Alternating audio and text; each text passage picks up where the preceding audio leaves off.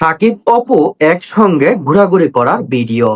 দেশের শীর্ষ নায়ক সাকিব খানকে বিয়ে করে ইসলাম ধর্ম গ্রহণ করেছিলেন বলে জানিয়েছিলেন জনপ্রিয় চিত্রনায়িকা অপু বিশ্বাস।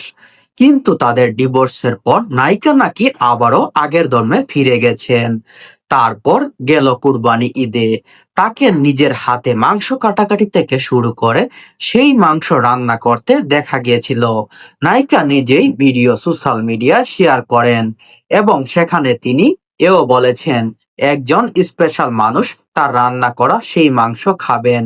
তখনই অনেকে ভেবেছিলেন সেই স্পেশাল মানুষ আর কেউ নয়, তিনি মেগাস্টার শাকিব খান।